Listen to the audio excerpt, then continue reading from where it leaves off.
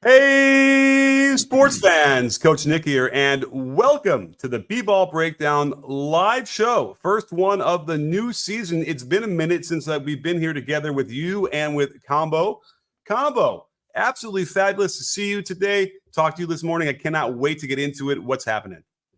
I'm happy to be here, Coach Dick. You know, it's been a while since we've done one of these, and this feels like the beginning of the basketball season for us, the beginning of the NBA season. I know there has been no preseason games, but we set the tone, Coach Nick. That's right. Well, listen, this is probably arguably the worst offseason we've ever had in terms Ooh. of trades and free agent signings and deals. Like nothing really happened. Wembanyama played a couple of games in the summer league, so we had a little I was blip I was there. I was in the building for that. You were Very there, interesting. Yeah. and I was not, sadly. But other than that, like just not a lot going on, not a lot of content to be created. Which you know what, sometimes it's nice to kind of have a month where you kind of relax a little bit, work on yourself, reflect. But guess what? Out of the blue, a bomb dropped. We don't normally have a trade like this, as far as I can remember, like this close to the new season. They're going to training camp starts, I think, next week, pretty for a lot of the teams. So you don't normally kind of have this kind of activity like that. But let's go over that real quick, or not so real quick. Damian Lillard finally gets his wish, gets traded out of Portland, and he goes to the Bucks, which I thought was a little bit of a surprise. Did you hear that at all leading up to this trade? No, I didn't hear anything about the Bucks, and I thought it was interesting because when I first heard it, I was like, "Wow, Middleton, Giannis, Drew, and Dame." Because in the back of my head, I always thought about Drew as an untradeable player. So somebody actually told, it was word of mouth. It was old school the way I heard. So I'm like, "Wow, they have those four. Like, how'd they pull that off?" And then I was told that Drew was actually in the trade, which is not so surprising when you think about it because you do get Dame Lillard, one of the all-time great guards to ever play the game. Yeah, well, I'm just trying to call it up right now so I make sure I know get this exactly right because Dame goes to Portland. Portland gets Drew Holiday, DeAndre Ayton, Tumani Kamara, and the Bucks 2029 unprotected first round pick, which is going to be probably pretty good. That's several years from now. Who knows what's going to happen at this point? Dame might be, probably not in the league anymore. Giannis, may not be with the Bucks at that point 5 years on. That could be a good high pick, especially when it's unprotected. You don't normally see unprotected first round picks move anymore, so that's impressive. And then the Suns got Yusuf Nurkic, Grayson Allen, Nasir Little, and Keon Johnson. So what's interesting here is that the Bucks have lost two of their starters. I mean, we'll consider Grayson Allen a starter. So they have some radical shifts to kind of deal with. And they got a new coach. So what are your first thoughts on the Bucks and what they're going to be like?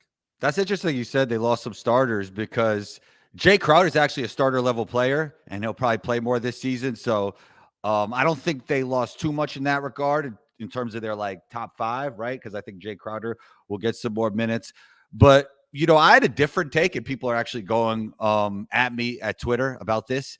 I think Dame has a chance to be widely considered the best player in basketball after this season because I think his style of play is tailor-made for the playoffs.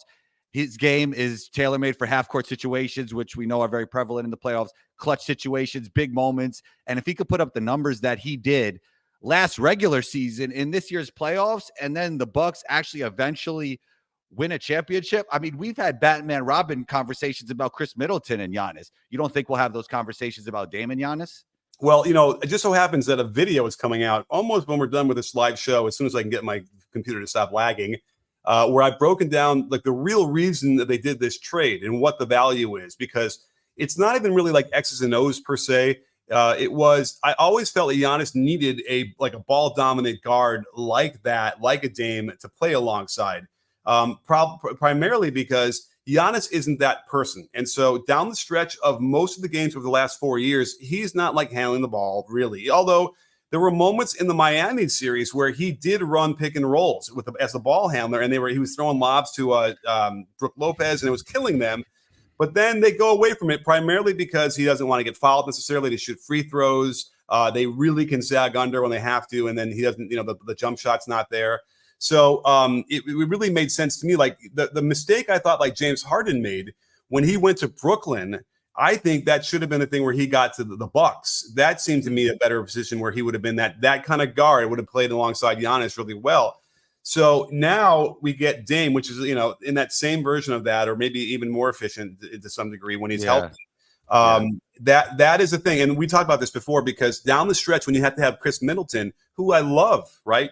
3-and-D, really just a really good player.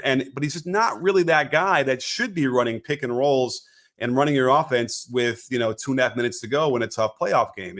He should be the guy attacking off the catch, working off of somebody else who's creating an advantage for him. Here we finally have it. And they had to, cost them Drew. Yeah, I mean, and Middleton did a good job of that, half court precision in points in the playoffs, because we know that's not Giannis's strong suit. But if he had such, great times with Giannis working in the half court, I mean, think about what Dame could do, right? Because this is really Dame's game, and like a phenomenal ISO player, phenomenal in the pick and roll. Like, this is going to be great. I know a lot of people around the league are saying, like, there's probably no better match you could think of than Giannis and Dame in terms of the best players in the league. I agree. Now, here's one caveat we can, pee on the parade a little bit, is that none of these guys, Middleton, Giannis, and Dame, have played, full seasons for years now. It just turned out, though, I might have to change the voiceover really quickly, because it turns out that they sat Dame down to get higher odds for the higher draft pick. So this calf injury, I was looking through it, because it's like he only played, I think, 58 games last year. I was like, what's going on? I was looking at his injury report, and it was like calf. I'm like, I was almost going to reach out and figure out, like, what is this calf? Is this a lingering thing? And it turns out that it's just sort of whatever, they made up to allow him to sit, so they would lose more of those games. So that 58 games last year for Dame there's an asterisk around that. It probably would be, I'll look how many games he sat at the very end. It's probably 10 games, I think. So it should be closer to like the 70. Let me tell you real quickly. I'm kind of curious. I didn't look this up yet. So he sat for the last 1, 2, 3, 4, 5, 6, 7, 8, 9, 10 exactly. So let's just call that it would have been 68 games. But again, that's a full season is 70 games, 72 games in my mind. So Middleton hasn't been able to do it, and he's not any younger.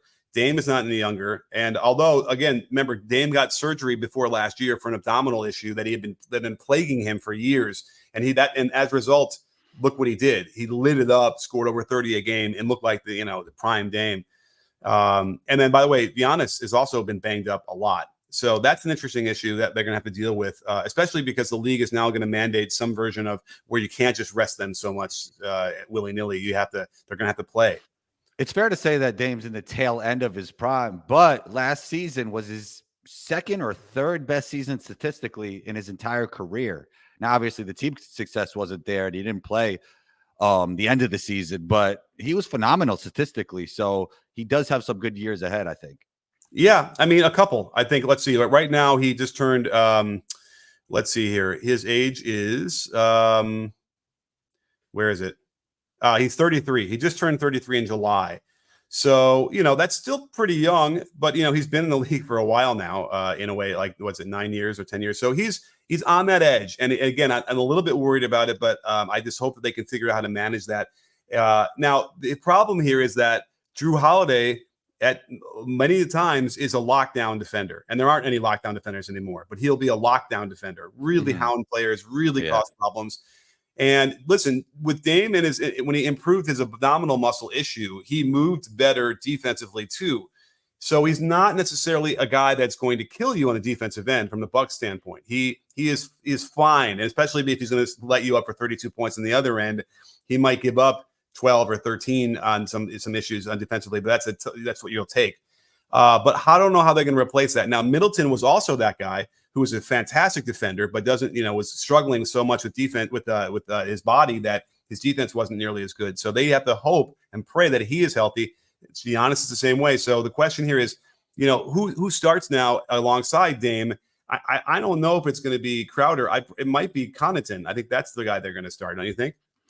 I do think Jay Crowder brings a level of toughness that maybe nobody else outside of Portis or Giannis or Dame. They're all tough, but he brings that level of toughness that is much needed on this team. And I think he can actually start. You have your core base. You have Giannis, Middleton, and Dame. I think you figure that out, as we approach the season. But I would really like to see, obviously something with Bud and Jay Crowder wasn't working because they gave up a good amount to get Jay. and then he doesn't hardly play at all. Like, that didn't really make sense. So hopefully Jay could like step in there, and he's not the defender Drew is, but he could guard multiple positions and help this team on defense. So I think he's going to be a big piece for them. Yeah. I mean, he's 33. And so you have to wonder if, if he's getting a little bit longer in the tooth. But yeah, I've always liked, he's a tough player. Defensively, he might have gotten a little bit better reputation than he is actually as a defender, but he's solid. And I do not like his jump shot mechanics, but I can't argue the fact that he has been able to find moments in his career where he's been really good from behind the line, which is going to be important for them. They need that spacing. But if you look at the game logs, yeah, it kind of looked like they were saving him, for the end of the season. He got traded to Milwaukee on the 9th and or just before the 9th. Didn't play in a bunch of those games at the beginning, but then he got some serious run, kind of shut it down. But then you're right, it was a little bit strange where he got 11, 15, 13 minutes, didn't play at all in game 4, and then 18 seconds in game 5. So, I think it fell apart from Milwaukee by the end of that year. I think everybody needed a change. Certainly, the coaching thing was an interesting thing because, in reality, like that, we talked about this before. So if you're Giannis or Bucks fans, just, don't get too excited. But remember, they were down 2-0 to the Nets when they won the title. It wasn't happening. They were not going to be able to beat them. And they almost still didn't. They had 1 inch and they lose to them anyway in game 7. So, for however Kyrie gets hurt, we don't need to go into the details. That happened. But all the issues that were around them when they would have lost in that series, let's say, and not won a title, they were still there the next 2 years. And so it was time to kind of move on. And obviously there's a ticking clock for Giannis, who might want to demand a trade or bolt if they didn't do something, significant. What did you make of that whole all-star pick thing? Did you see that little video that came out? What, that Giannis picked Dame before? I think he picked him before Drew, right? He picked him number 1. Yeah, he picked him number 1. Yeah. Which is a little strange because, I don't watch that stuff normally, but in my mind, you have a lot of other players that you might pick before Dame. I mean, everyone's amazing on that stage, but there's guys like Durant out there and stuff. So yeah, I mean, I guess they're cut from the same cloth. They were overlooked during points of their career. Obviously, Giannis was overlooked for reasons. He developed a little bit later, and he was overseas playing like second division. So I mean, that's kind of obvious. But Dame always had that chip on his shoulder going to a mid-major, being overlooked. So yeah, I think they are cut from the same cloth, and they rose through the ranks of the NBA in a similar way, just being overlooked over time and being that underdog. So I could see why they would connect. Yeah, and so in the video, I had some really cool stats I'm going to bring up. One of which was, the Bucks have never really been elite as pick and roll in the pick and roll ball handler category, and that's primarily because they have Drew was solid. He was good last year with that, but he doesn't command the kind of gravity that Dame does. Right. Middleton didn't play hardly. He played, I think, 33 games, so he didn't have as big of an effect. But he is good, but doesn't strike fear in the heart of any defenses. Giannis would do it, and again, they would sag, and it would become a problem. So this is going to be shored up immediately by having Dame run the majority of their pick and rolls, and now you can get Giannis. I mean, again, we'll see Giannis playing more of that center role, that screening, rolling, vertical lobs, all that stuff, which is where he should be. It does become a distraction, and the problem when you have those guys that don't have spacing at all, and they really will back off on you and clog the lane. That said, Giannis has figured out ways to battle that as well by getting ahead of steam and then hopefully not charging into anybody and actually finishing. But that happens too, where there was that whole series against the Heat. There was these confounding charges that he would just go flying in there as fast as he can, as hard as he can, unaware of the defense. So I think Dame smooths all of that out in a hurry. The other issue that I think they had was in the clutch. And again, that's the same issue we had with, relying on guys like Drew and Chris Middleton to have to kind of be the head of the snake on the offense because, Giannis was worried about getting fouled and he can't stretch the floor. Dame is clearly one of the great all-time clutch performers we've ever seen. It's uncanny how often he's been able to hit shots, regular season, postseason, whatever, you name it. He's proved it to me at least that he is that guy among the greats. And that will also solve those big problems they had. Yeah, and that was to my point. Like, that's why I think when this season is all over and the Bucks do have a chance to win a championship, and if they do win a championship, I think we're going to be having that Batman Robin conversation because, Dame's stats could be really gaudy. And on top of that, he's going to have the moments. He's going to have the big shots. For them to win, he's going to have to hit some big shots, and everybody's going to remember those. Can you see that as well, where Dame emerges as like people are talking about who's their top guy? Can you see that happening? Wait, I'm sorry. See that happening with Dame with what doing what? That people are starting to talk about Dame as maybe being the Bucks' top guy and the best player in the league. Oh, yeah, right. Yeah. No, that, I mean, yes, that could happen. Yeah, for all those reasons, for the stats, because yeah, I would anticipate him, really putting up some good numbers. Is this the best team he's been on? Like, probably, right? I mean, he was on a conference finals team that had LaMarcus Aldridge, who, is in a different way. It's not like Giannis, but is a big man he played alongside that really was terrific in the post and could shoot the midi. The thing that Giannis doesn't do that well.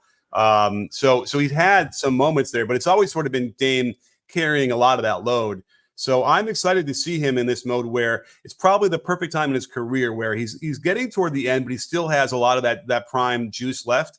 Mm-hmm. And but he also doesn't have to use it all because he's got some support. But I would think that my prediction would be that Middleton, if he's healthy, I haven't heard anything to the contrary. I'm assuming he's healthy. I think Middleton will be the guy that's going to really flourish. I think he's going to find a lot of, Dame is really great at firing passes for corner threes.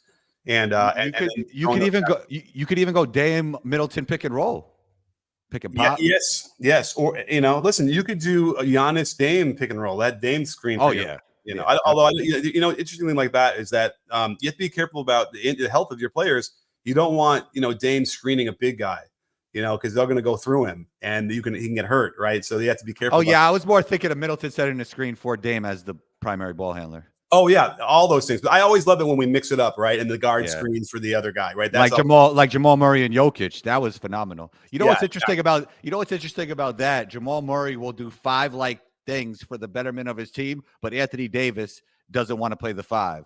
Think about that. It kind of shows it kind of shows where their mentality is. Like, do whatever it takes to win. Listen, I'm going to give Anthony Davis the benefit of the doubt. He's gotten over that whole avoiding the 5 thing. I think he certainly was playing it all last year. I think that's part of the reason they got Christian Wood this offseason. Okay. Well, all right. But he seemed to embrace it well enough in the last year. So it didn't seem like I didn't hear as much about the complaining of it. So, and listen, you can take a flyer on Christian Wood. He's a very talented player. So you could Wood anyway. Right. But I really wish we could figure out what's the issue there, because, Christian Wood deserves, based on his play, his talent, to, he should have a solidified role somewhere and not be bouncing around like this. So hopefully he can figure that out. And, there are times when you've seen that with players who, when they get alongside like LeBron and AD, they do look a lot better, and all that. So that I would anticipate that being interesting. Let's talk about Portland for a second, because I tweeted this out. I think that Portland might have come out the best of anybody in this. They might have raised themselves up higher than anybody else. Because remember, the Bucks were already, number 1 seed. They won 58 games last year. By the way, I had forgotten that. Did you know that they had won? They were number 1. I mean, the Heat were 8 and they were number 1. But I just kind of had forgotten they got close to 60 games, 60 wins. Yeah, they had a great regular season. It's interesting what you're saying. Yeah, it's interesting what you're saying about Portland. But I mean, Drew is going to get moved, so it'll look a little bit different. I don't think they're in win now mode. Everyone is saying that Drew's going to get moved, but I don't know.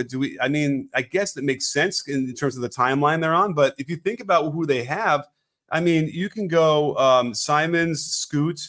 I really want to see Simon, Scoot, Drew on the court together. That'd be really fun. And then you can throw Shaedon Sharp and Ayton, or Jeremy Grant and Ayton, like that. That's a pretty good team, right? Or Scoot comes off the bench, and then you have Simons and Drew starting in the backcourt together. What? Why are you shaking your head? I wouldn't take Scoot off the bench. Oh, I see. Listen, give Scoot the keys right away. I think there's a lot of pressure on him. Maybe it'd be nice, but that's probably the reason why you're saying they got to trade Drew, because But then again, would Drew want to come off the bench? He might not want to do that either. That's what I'm saying. Like, it's not the right fit for Drew. I don't think he's at that mode where he wants to be player coach type mode, like Derrick Rose. Like, he's not there yet. I don't know.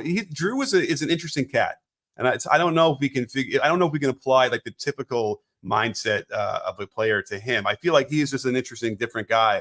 Like he might like Portland. I don't know, but you're probably listen. It's got to be.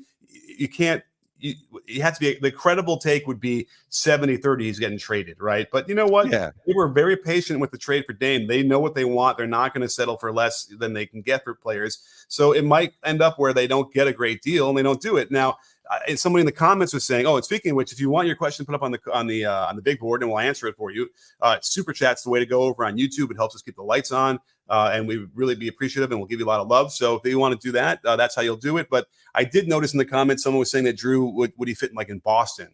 Now Boston got rid of Marcus Smart, and as I had been saying, they needed to do for several seasons now. They're going to put all their hopes on Malcolm Brogdon, but I have a feeling that, Drew would certainly fit into that rotation really well. He sure would. And I don't know if Brogdon's going to be long for the Celtics, and they lost Marcus Smart. But Drew could almost help any NBA team, right? Like, he's just that type of player. If you put Drew Holiday on a basketball team, he's going to make them better. Is that what the Blazers want right now? Do they want to be great right now? I don't know. I think Ayton fits that timeline, and I think they are, I don't want to say tank mode, but they're definitely in a rebuilding mode. I guess, but they've never really done that. They've pretty much been competitive throughout. They're like from the Pacers Heat archetype, where they don't really want to tank. I believe that's what. I don't think that they're in that. They would do that like what Philly did, or what other teams have done. I don't think that's what they're like. So I do feel like they've always sort of had this thing that they want to compete and be competitive, and they have been. It's funny. I thought they went to 2 conference finals. They went to 1, but in the Dame era, after the, I don't think he made it in the first year he was there.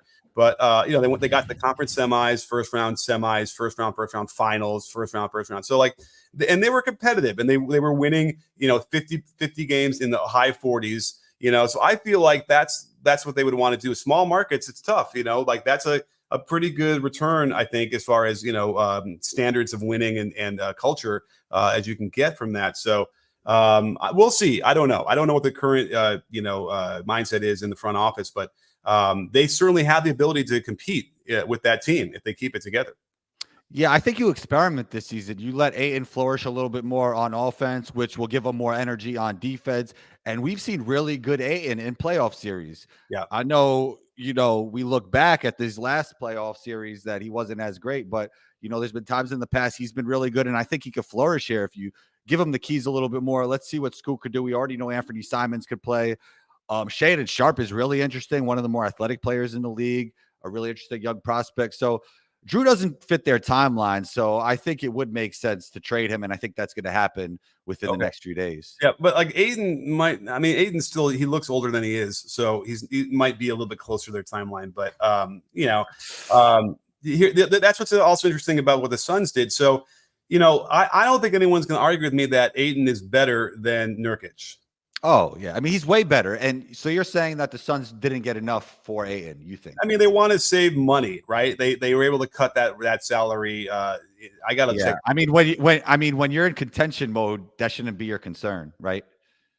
Right. And because you have a guy that got really, really pretty good defensively, I think, in Ayton, and he certainly can score. He's got a nice midi. He's got some moves, he's just a tough player. And he's better than Nurkic, so they're banking on the fact that they're going to be so good across the wings that they could get by with Nurkic, who again struggles to be healthy as well. So I'm a little bit, I think the point being that this Ayton had worn out his welcome in that Christian. Yeah, the top guys didn't want to play with him. I think that's what it was at the end of the day. Yeah, and that's just weird and too bad, because a lot of times you can sort of figure out how to make that work. You realize what you have on the court, and that's really what's important. If you can, come to some mind meld where they can get along enough. But that is what's interesting. I don't know if I think that's going to help them. I don't think that they're any better from that.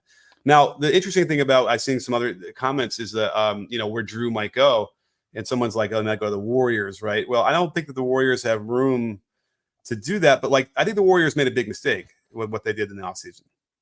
Okay, that's interesting. I mean, we both never agreed on the CP3 thing. I mean, if that's what you're talking about. But Sam put out something. Shouts to Sam Esfandiari, friend of both of ours, friend of the show. He said that he wouldn't give up Kuminga and CP3 for Drew Holiday. I think that's a no-brainer for Golden State. Yeah, absolutely. Because you got, again, it's the defense that they need really to be able to cover some things. And you want to maximize the timeline of Steph and Clay, Right. Well, I think the whole thing, the trade that they made to get CP3 and trade Poole away, they didn't have to do it when they did it. They could have waited. They could have waited and gotten Dame. Who could have got a Dame? The Warriors. I mean, would Portland get as much in a deal with? I guess it could be a 3-team trade. So they could have given them Poole, Kuminga, a first-round pick. You know, I mean, that's as good as what they got back. Yeah, I don't know if Poole kind of helps what they have now, right? Like they already have all the scoring in the world, and that's what Poole does. I mean, okay, all right. So they could do, the other guys then. They had to get off Poole. Like that's what they thought. Like it's either Draymond or Poole at the end of the day, and Draymond is a centerpiece. Right. Well, so my concern would be having Draymond and CP3 in the same team. 100%. Yeah, that's an issue. Yeah, they might be excited about it, but I don't know. I don't know how that's going to work, and I worry that now CP3 usually takes a couple of years to wear out his welcome or get people to get really frustrated with playing with him. Even though I will listen, CP3 is the gold standard for point guard play, with bar none. But he's also at the end of his career. He's not the defender he used to be. He's not the offensive player he used to be. So, and I think he's insisting he wants to start. And I don't know if they have made that decision yet, but it's come up a couple times in the press in a way that someone's lobbying for this. And it probably is from CP3's camp. And I would be concerned. I don't like that lineup of having Clay, CP3, Steph, Wiggins, and Draymond as a starting five. That it's a throwback to like the Hampton Five or the whatever the Death Star lineup. But that's the lineup to go to, in certain spots of the game to change the whole tempo and whatever. I don't know if you start with that. So, and that certainly ain't been a beat like Denver. Yeah, it makes no sense. Draymond and CP3 on the court at the same time makes no sense, but maybe it's a paradox of life. Sometimes when you do things that make no sense at all, they make total sense. The paradox of life. It's so nonsensical that it comes back around and makes sense. Maybe I'll have to see it. I'll have to be convinced. I'm saying that right now. I'm not convinced. And I don't even know if they could trade CP3 anyway, if you're talking about doing some other deal there. But yeah, Drew would be a great fit anywhere. But, Celtics certainly would be a great one for him, to get back onto a team that could contend for a title. But yeah, I don't know what's happening in Phoenix. Phoenix is the really big, real question mark at this point right now, because again, the Nurkic thing is head scratching to me. And now you're talking, you got Beal, Booker, KD. Am I missing somebody? Beal, Booker, KD. Yeah, I mean, well, who's the starters? Nurkic. Didn't they lose Okogie, or is he still there? Okogie's still there. We're missing somebody who's pretty good, actually. They signed somebody in the offseason Gordon, Eric Gordon. Okay. He looked good. FIBA Gordon looked good. He was dunking on people. Yeah, all right. You know what? It's a few years too late. I wish he would have had this in the 16th season, but okay. No, I know. I wish he would have got this opportunity like 4 years ago. Right. I mean, they got Bol, who I really think is great. Okogie is still there. That's good. So they have, it's that classic where they have like the really top heavy, and then the guys underneath. They got Nasir Little in the trade. What I also like is a good, a tough player. So they did bring in, they did shore some stuff up, because when you have that top heavy. And they got Yuta Watanabe. I forgot that. When did that happen? This team has a huge redundancy. Yeah. Look, this team has obviously elite talent, but can the talent defy the fit? Because Beal, Booker, and KD, even if you talk to people around the league, they're essentially the same player. KD just happens to be 7 foot, and that's what makes him an all-time great. It's going to be a real challenge to figure out how to make all that work, and Vogel will have his hands full managing all of that. But a new voice in the locker room could help in some degree. But, and you like to say, well, it's a brand new coach, whatever. They can't win a title. But we've seen several times in the past the first-year coach win the title in those years. So that's not an issue anymore. But guess what? We have our first Super Chat of the season. And friend of the breakdown, best friend of the breakdown, Braun, is always there with us. Thank you, Braun from Canada. I think the talk on Nurkic's defense is overrated, even with Vogel. But if it means anything, he loves matching up with Jokic, his former teammate. They're former teammates. Yeah, you know what? That would be interesting to look at that, the matchups one-on-one. I want to get my eyeballs on that versus even just looking at the stats. A lot of times there's something, you can get more just by watching it. But yeah, I don't think Nurkic is a good defender. You? No. And the question always is, can you guard anybody? Maybe. Can he guard everybody? No. I don't think he could play in the modern NBA when it comes to the playoffs. On top of that, he's a shell of his former self.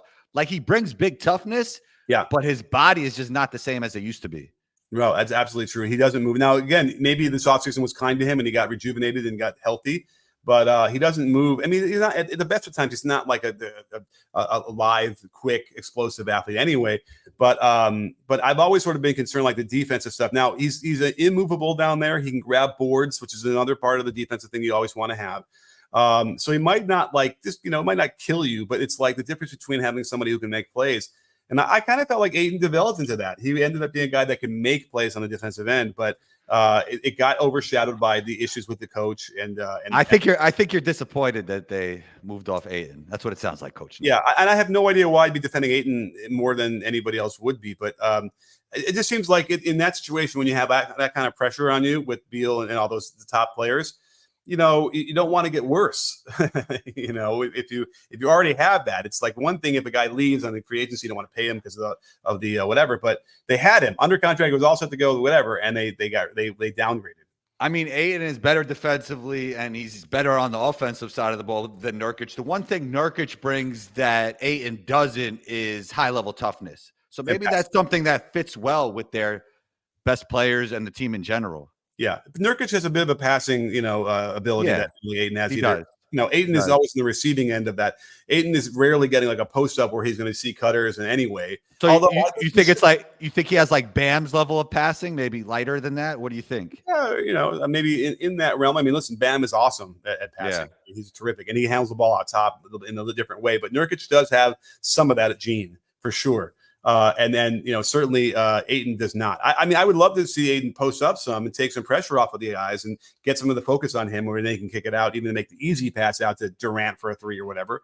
But they don't seem to want to do that either. And I don't think he'll get that many opportunities. There's just not enough balls to go around. The way the game is played today, I don't think like Ayton's going to get many post touches, right? Like, first of all, it clogs the lane if he's not super efficient. And it just doesn't make sense for their team's three best players. And he wanted to be featured, and he wasn't featured on this team. So, you're right. He is better than Nurkic, and maybe they could have got more. But, I guess the team just didn't want him anymore. At the end of the day. I'm just kind of curious last year what his post-ups were like, Ayton. So Ayton, he posted up. Actually, he got 268 possessions in the post out of how many games did he play? It's not where I know it's here anyway. And was he efficient? Of course, they don't have the rank.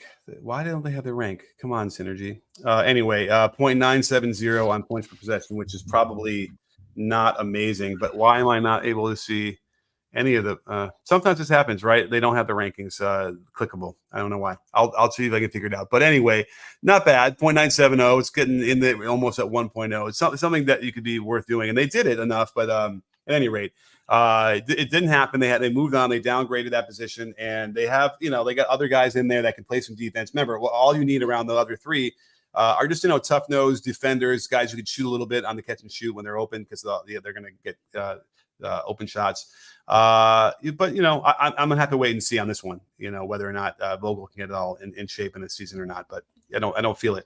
And again, and the Warriors too. I think they could have done better. They probably could have gotten Drew. And they could have been like the third team in this too if they hadn't done the CP3 trade. I think they could have probably figured a way to get involved in that. So we'll see what happens there.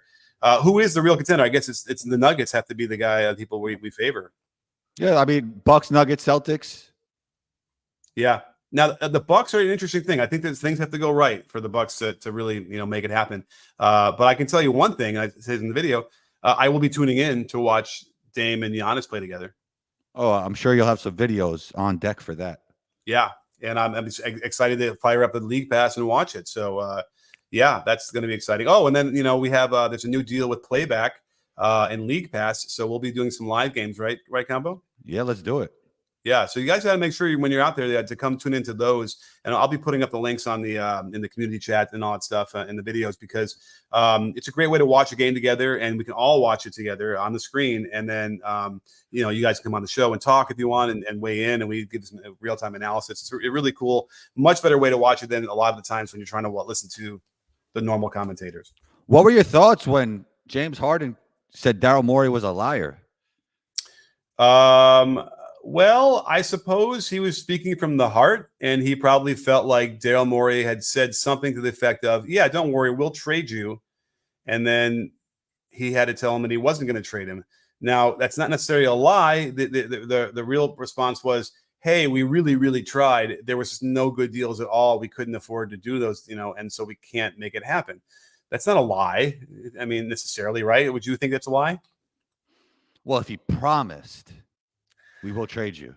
No, maybe he said, I promise we're going to do our best to trade you. Like, who knows how he said that, but because I hope he didn't really say that, because Morey would have known for sure. Like, he wasn't going to do it if it wasn't a good deal.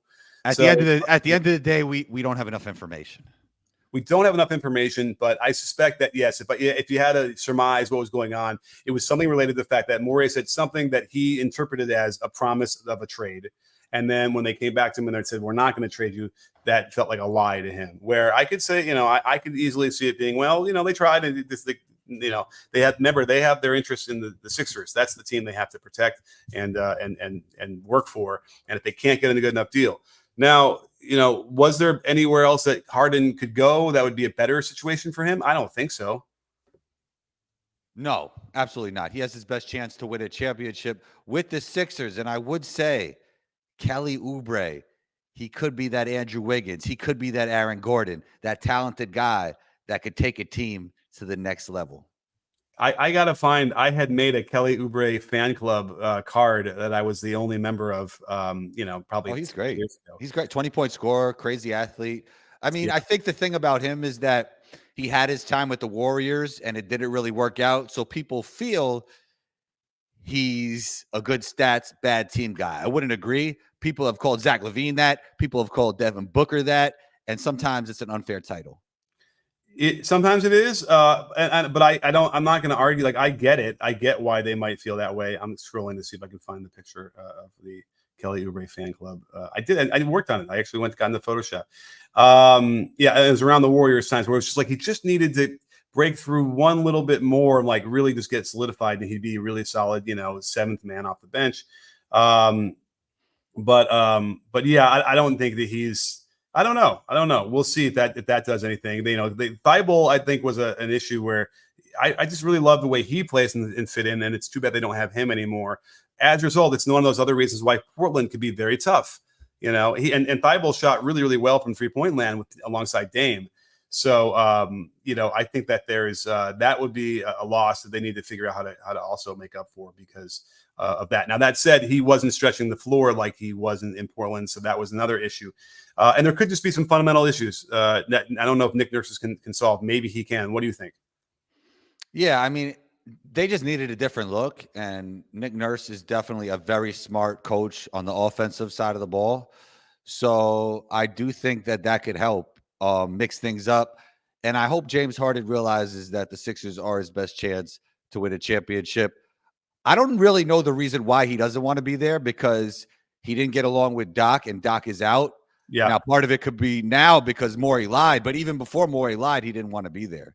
Right. Yeah. He wanted to trade. He's a wandering soul. I think he tends to think that maybe there's always something better, another funner place to be. The grass is always greener.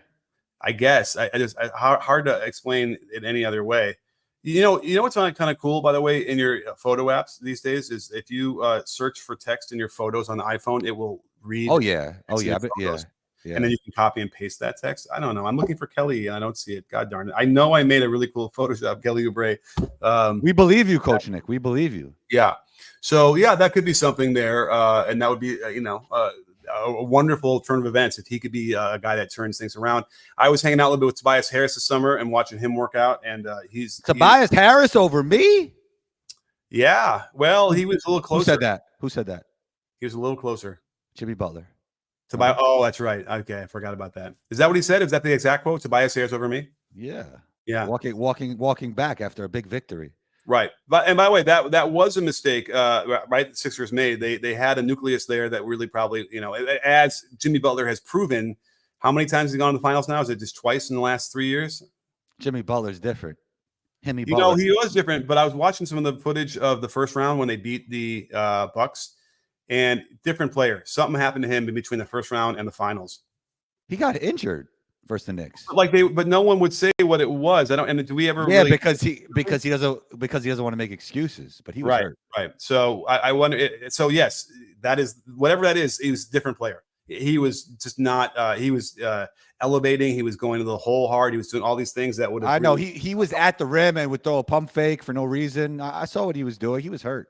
Yeah, he was hurt. So I guess maybe we'll never know. But yeah, although Jimmy also wanted to light him up for the trade to get Dame to the Milwaukee, saying there's some tampering going on. But don't forget, it is legal for players to talk to each other and recruit each other. That's not a problem.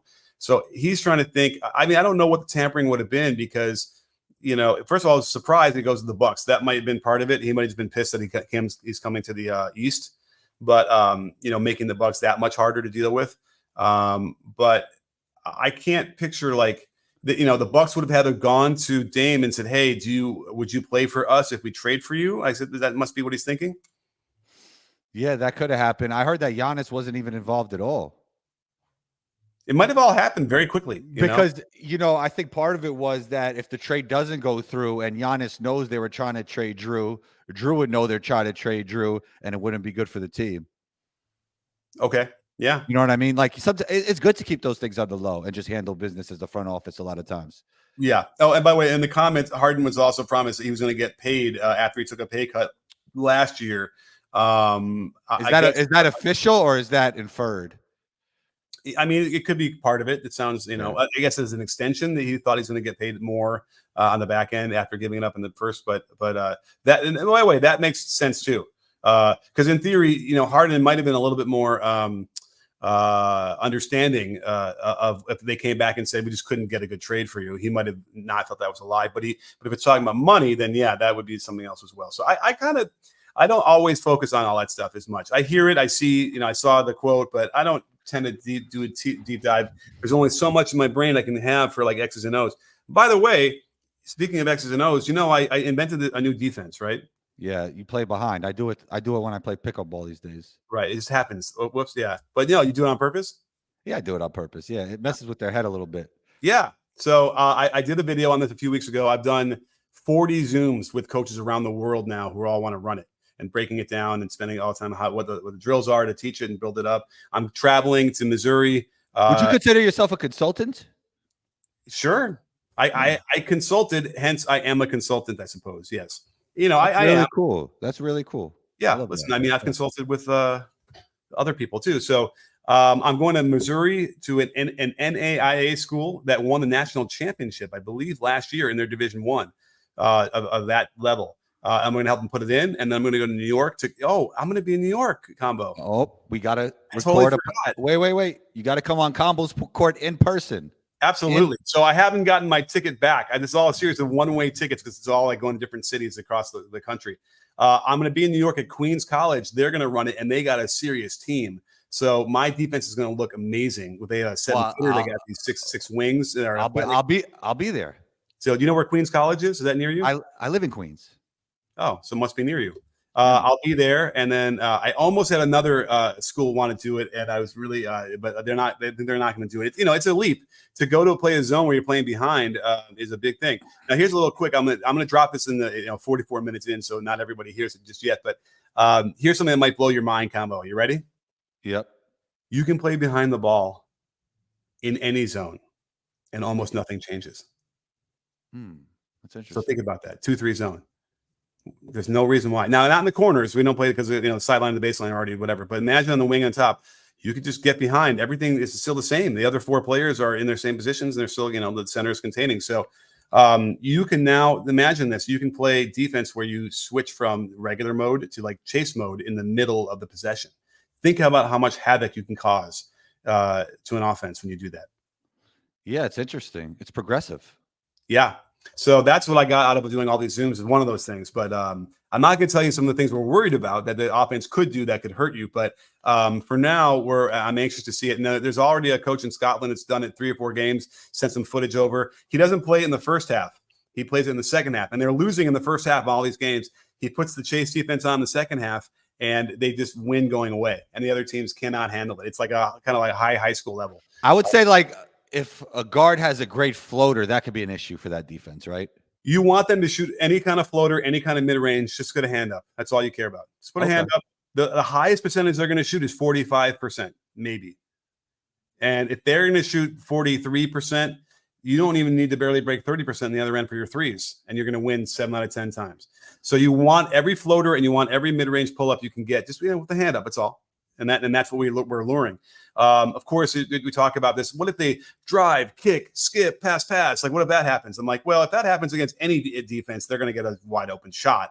But I don't think these teams are going to be disciplined enough to do that. They're going to take the bait because at any moment, at any one of those passes, any one of those catches, we're going to be getting behind you. You're going to just start driving. And it's going to, at any moment, 2 players on any team at every level are guys that are not really great on the drive. And they're going to take the bait and they're going to be a dribble and a half in the middle of their drive and realize, oh, this is not good. There's I'm surrounded. I'm being hounded. The guys trying to knock the ball from behind from me. I think that's going to cause a lot of havoc. And then, there are moments in the corners where we can be trapping. I'm excited about it. I can't wait to get more data, but so far so good. And everyone's been really into it. So I think we're starting a little bit of a revolution here. And if you're a coach out there who wants to learn how to run it, email me. coachnick@bballbreakdown.com, and we'll set up a Zoom and I'll talk to you. I've done every level, every gender of player and of basketball, and it's been great. I went out. I was in San Diego, and I worked with a 10th grade girls high school team, and it was so fun. We were outdoors. It was great. So I do everything I can to either be there in person or do Zooms and walk everybody through it. Sounds great. Looking forward to learning more, and I'll be in the building in Queens. All right, cool. Invited. Be careful what you wish for. It's going to be pretty quick. It's happening. I'll be there in middle of October. Oh, I'm here. So, and by the way, it's October already, basically. Yeah. Anyhow, well, I think we covered everything we got to cover for today. That was fun, man. It's great being back in the building, the virtual building. It is always great chopping it up with you. Great conversation. Thank you, Bron, out there for the super chats. I know people will come back in the super chat side too to help us keep this show going. It really helps everybody. So thank you for that. And then thank everybody for being here. A nice crowd for a Friday afternoon. We're the wave, Coach Nick. We're the wave. All right, let's keep it going. Let's keep it growing. Oh, that's a good feeling. Keep it going. Keep it growing. But Combo, anything you want to plug before we go? Combo's Court Podcast. Wherever you podcast, what's a podcast? Podcast. Wherever you listen to Combo's Court. Oh, struck a deal with. I'm part of the Prize Picks family now, so you could put in promo code Combo, and they'll match you up to $100. Be a lot of fun daily sports fantasy stuff going on. So, be on the lookout for that. You could catch me on Instagram at 12combo. ONETWOCOMBO. It's a sign how much I love you that I will allow you to push your Prize Picks code and not mine that I have on my deal that I just got. So, hey, you can have it. You need it. Definitely use Combo. You got Combo. I have to use CONS for my code because of the deal we did for the company. But I think it's CONS. You know what? I don't even know the code. Forget my code. Pick Combo's code. Get some $100 matching cash deposit on Prize Picks. And you'll see that ad in the video coming up. So please watch the Dame video. I'd like to go big if we can. I don't think I missed my window. I know yesterday was a big day. Everyone was talking about it, but I have a laggy computer for some reason. So I'm going to get it out in the next hour or so. So stay tuned for that. Please be the first people to watch it. And don't forget, sports fans, at B-Ball Breakdown, we're not a channel. We're a conversation. You win? You win, Combo? Yes, sir.